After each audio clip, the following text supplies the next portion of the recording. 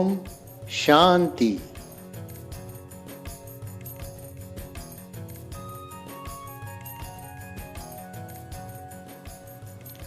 रक्षाबंधन का त्योहार है ही पतित को पावन बनाने की प्रतिज्ञा का त्योहार। इस समय रक्षाबंधन का बड़ा महत्व है। तुम प्रतिज्ञा करते हो कि बाबा हम कभी पतित नहीं बनेंगे। जो पावन कुमारियां हैं उन्हें ही भाइयों को राखी बांधने का हक है। तुम गृहस्थियों से पवित्र रहने की प्रतिज्ञा कराओ। सबको पतित पावन बाप का परिचय दो। तुम जब किसी के पास राखी बांधने जाते हो तो उन्हें समझाओ कि पतित पावन बाप इस पतित दुनिया को पावन बनाने के लिए संगम पर ही आते हैं। बराबर ये भारत पावन था, अब पतित है। महाभारत लड़ाई सामने खड़ी है। भगवान कहते हैं, बच्चे, माया रावण तुम्हारा बहुत बड़ा दुश्मन है, इसलिए पवित्रता की राखी बांधनी है। प्रतिज्ञा करनी है, हे बाबा, भारत को श्रेष्ठाचारी बनाने के लिए हम पवित्र रहेंगे और औरों को भी बनाते रहेंगे।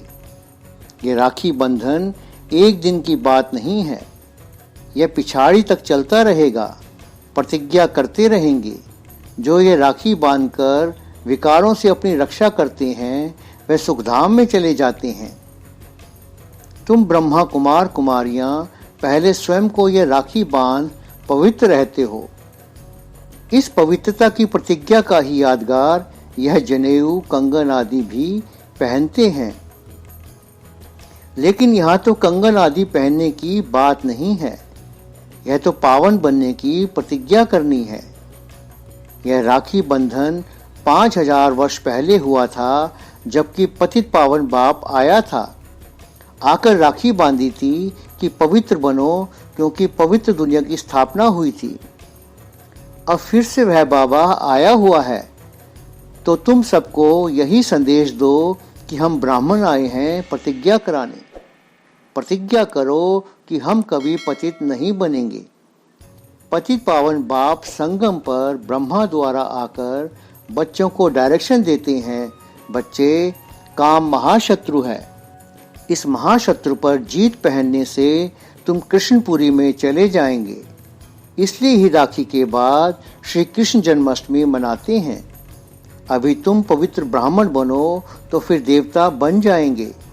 उन्हें एल्बम भी दिखाना चाहिए कि देखो, हम सब ने यह राखी का बंधन बांधा हुआ है।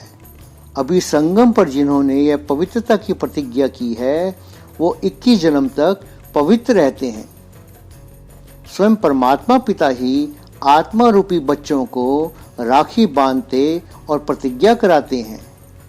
तुम बच्चे, उनके वंशावली सच्चे सच्चे ब्राह्मण हो। तुम ब्राह्मण भी दूसरों को राखी बांध सकते हो। बुजुर्ग लोग जानते हैं, आगे ब्राह्मण ही आकर धागे की राखी बांधते थे, परंतु वह कोई ऐसे नहीं कहते कि तुमको पवित्र रहना है। ये राखी उत्सव संगम पर ही होता है। इसे 5000 वर्ष हुए हैं। संगम पर बाप ने राखी बांधी, फिर हम सतयुग त्रेता अंत तक पवित्र रहे। फिर भक्ति मार्ग से ये राखी त्योहार मनाना शुरू हुआ।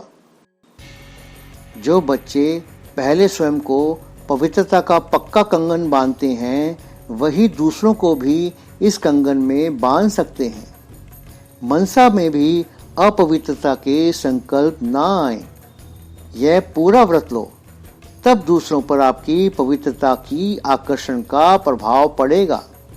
सिर्फ रीति रस्म मुआफिक संदेश देकर के नहीं आओ, लेकिन उनका भाग्य बनाकर आओ। वह भाग्य बनाने की इतनी तीव्र प्रेरणा देकर आओ जो आपके पीछे पीछे आकर्षित हो, भाग्य बनाने बिना रह न सकें।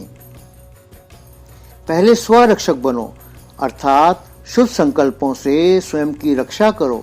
फिर परिवार रक्षक बनो, परिवार के प्रति सदा शुभ भावना रखो। कभी किसी के प्रति अशुभ नहीं सोचो। स्वरक्षक, परिवार रक्षक ही विश्व रक्षक बन सकते हैं। तो यह तीनों धागों का कंगन बांधो, यही सच्ची राखी है। पवित्रता की राखी तो ब्राह्मण बनते ही सबने बांध ली है। अब अपनी अवस्था को एक रस बनाने के लिए साक्षीपन की राखी बांधनी है।